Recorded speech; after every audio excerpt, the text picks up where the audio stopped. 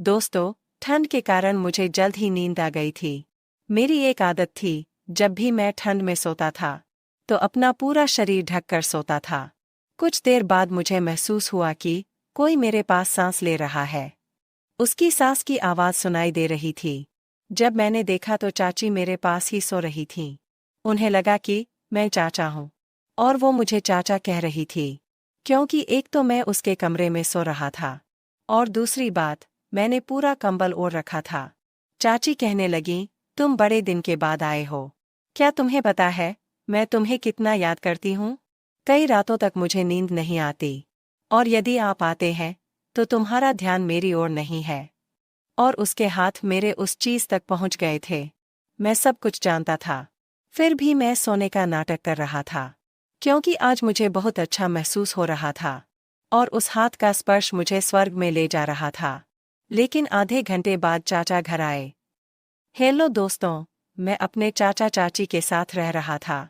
सबसे पहले मेरे चाचा की शादी हुई थी, लेकिन उनकी पहली पत्नी के निधन के बाद उन्होंने दूसरी शादी कर ली। चाची का बेटा हॉस्टल में रहता था। चाचा की दूसरी पत्नी बहुत अच्छी और सुंदर थी, लेकिन मेरे मन में उसके बारे में कोई गलत विचार नहीं थे। और मेरे चाचा के साथ रहने का कारण यह था कि मेरे चाचा का एक बार एक्सीडेंट हो गया था, इसलिए उन्हें अस्पताल ले जाने या कई अन्य काम करने के लिए किसी की ज़रूरत थी। चूँकि मेरी चाची अकेली थी, इसलिए मेरे चाचा ने मेरी मदद करने के लिए मुझे घर बुलाया था। उनके साथ रहते हुए चाचा जी कुछ ही दिनों में पूर्णतः स्वस्थ हो गए और वह वापस काम पर चले गए। अब मेरा सारा काम बंद हो गया था, इसलिए मुझे अब जाना पड़ा। मौसी से कहा, मैं एक सप्ताह बाद आऊँगा। तब मैं अपने घर चला गया और अगला परीक्षा फॉर्म भर दिया।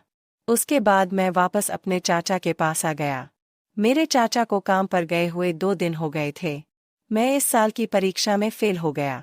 मुझे बहुत दुख हो रहा था, इसलिए मैंने पढ़ना शुरू किया और लाइब्रेरी में जाकर पढ़ना शुरू किया। एक बार ऐसा हुआ, मेरी लाइब्रेरी की लाइट चली गई, तो मुझे बहुत गर्म हो रहा था, इसलिए मैं घर आया। जब मैं घर आया तो देखा कि मौसी का दरवाज़ा बंद है। अंकल बाहर काम पर थे, तो मुझे थोड़ा शक हुआ। चाची के कमरे से एक अलग सी आवाज़ आ रही थी।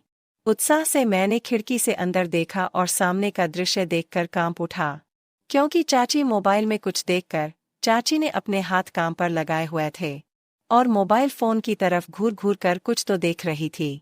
उसके चेहरे पर इसकी भूख झलक रही थी। कुछ देर देखने के बाद मैं बेचैन हो गया। मैंने जो देखा उससे मैं भयभीत हो गया। फिर मैं किचन में गया और जोर से बर्तन गिराए, तो चाची उठकर रसोई में आ गई। उसने मेरी तरफ देखा और बोली, तुम कब आए? तुम शाम को आते हो ना? मैंने कहा, चाची, लाइब्रेरी की लाइन चली गई है, तो मैं आ गया।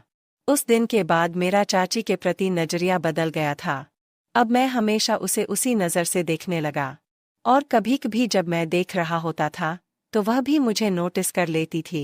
पहले मैं चाची से ज़्यादा बात नहीं करता था, लेकिन समय के साथ हम अच्छे दोस्त बन गए। हम एक दूसरे से बातें करने लगे। मुझे मज़ा आने लगा।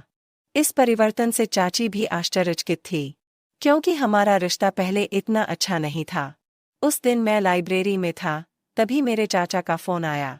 चाचा बोले, मेरी बैंक में 2 दिन की छुट्टी है, तो तुम मेरा बैग और सारा सामान लेने आ जाओ।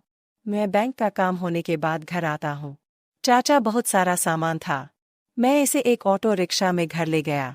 जब मैं घर आया तो मुझे कोई नहीं दिखा और दरवाज़ा बाहर से बंद कर दिया गया था। मैंने सामान रखा और अंकल का बैग अंकल के कमरे में रखने चला गया। चाची शांति से सो रही थी। चूँकि उस समय ठंड बहुत थी, इसलिए मैंने एक चादर खींच ली और उनके पास सो गया। ठंड के कारण मुझे जल्द ही नींद आ गई और मुझे कब नींद आ गई पता ही नहीं चला। मेरी आदत थी, जब भी मैं ठंड में सोता था तो अपना पूरा शरीर ढककर सोता था। कुछ देर बाद मुझे महसूस हुआ कि कोई मेरे पास सांस ले रहा है। उसकी आवाज़ धीमी आवाज़ में सुनाई दे रही थी। जब मैं उठा तो चाची मेरे पास ही सो रही थीं। उन्हें लगा कि मैं चाचा हूँ और वो मुझे अंकल कह रही थी, क्योंकि एक तो मैं उसके कमरे में सो रहा था और दूसरी बात, मैंने पूरा कंबल ओढ़ रखा था। चाची कहने लगीं, तुम बड़े दिन के बाद आए हो। क्या तुम्हें पता है, मैं तुम्हें कितना याद करती हूँ। कई रातों तक मुझे नींद नहीं आती। और यदि आप हैं, तो तुम्हारा ध्यान मेरी ओर नहीं है। और उसके हाथ मेरे उस चीज तक पहुंच गए थे। मैं सब कुछ जानता था। फिर भी मैं सोने का नाटक कर रहा था, क्योंकि आज मुझे बहुत अच्छा महसूस हो रहा था। और उस हाथ का स्पर्श मुझे स्वर्ग में ले जा रहा था। लेकिन आधे घंटे बाद चाचा घर आए और वे काकी से बातें करने लगे। चाचा मुझसे पूछ रहे थे, तो चाची ने कहा, वो अपने कमरे में सो रहा है। ये सुनकर मेरी नींद खुल गई। बाद में उस रात हमने खाना खाया और मैं बैठकर टीवी देख रहा था। अंकल अपने कमरे में सोने चले गए और चाची रसोई में व्यस्त थी। कुछ देर बाद चाची का काम हो गया और वो मेरे पास आकर बैठ गई। वह कुछ देर चुप रही। उसके बाद चाची बोली, तुम्हारी तबीयत तो ठीक है ना? मैंने कहा, मैं ठीक हूँ। लेकिन आप ये क्यों पूछ रहे हैं? तो वो बोली, इसलिए पूछा क्योंकि आज तुम मेरे कमरे में सो रहे थे। काकी अब जानना चाहती थी कि मैं उस रात सोया था या नहीं। मैंने चाची से कहा, मुझे चाचा जी ने सामान लाने के लिए कहा था, तो मैं वह सामान ले आया। और अंकल का बैग कमरे में छोड़कर सो गया। और मुझे कब नींद आ गई पता ही नहीं चला। तो चाची ने कहा, जब मैं आई तो तुम गहरी नींद में थे। मैंने उसकी तरफ देखा और कहा, पहले मैं सो रहा था, लेकिन तुम्हारे आने के बाद मेरी नींद खुली थी। जब मैं बोल रहा था, तो उसने घबराहट से मेरी ओर देखा। उसने कहा, मैं तो आई थी, पर तुम नहीं उठे, इसलिए मैं तुरंत चली गई। तो मैंने चाची से कहा, मुझे आपकी कही हुई और की हुई हर बात याद है। अब वो मेरी तरफ देखने लगी। उसे समझ नहीं आ रहा था कि क्या कहे। मैंने कहा, मैं तो पहले गहरी नींद में सो रहा था। जब तुम आए तो मैं थोड़ा जाग गया, लेकिन तुमने मेरे कंधे को छुआ। तभी मेरे शरीर पर एक अजीब सी अनुभूति हुई। जागरूकता इतनी तीव्र थी कि मुझे ऐसा लगा मानो मैं सपने से जाग गया हूँ। वह मुझसे कहने लगी कि तुम सोए हुए नहीं थे तो तुमने मुझे बताया क्यों नहीं? मैंने कहा, तुम्हारा वह स्पर्श मुझे तब तक मिलता रहा जब तक मैं पूरी तरह जाग नहीं गया। मैं इसलिए लेटा हुआ था कि बाद में तुम्हें बुरा ना लगे। और उस दिन तुम कमरे में मोबाइल फोन देखकर क्या कर रही थी? मैंने वो भी देखा है। अब वह कांपने लगी। उसकी आंखों में पानी आ रहा था। उसने धीमी आवाज में मुझसे कहा, तुम्हें तो सब मालूम है। तुम्हारे अंकल 5 से 6 दिन तक घर नहीं आ रहे हैं। तब तक मैं कुछ नहीं कर सकती।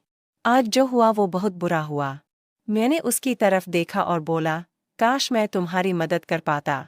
तो उसने मेरी तरफ अजीब नज़र से देखा और बोली कि अब तुम्हें सब पता चल गया है, तो तुम्हें ही मेरे लिए कुछ करना होगा। मैंने उत्सुकता से उसके पास आकर पूछा, वह समय कब आएगा? उसने मुझे एक मुस्कान दी और कहा, अभी नहीं, बाद में। उसकी आवाज़ में एक अज्ञात जिज्ञासा थी। अगर आप जानना चाहते हैं कि आगे क्या हुआ तो हमारे चैनल को सब्सक्राइब करना ना भूलें। धन्यवाद दोस्तों।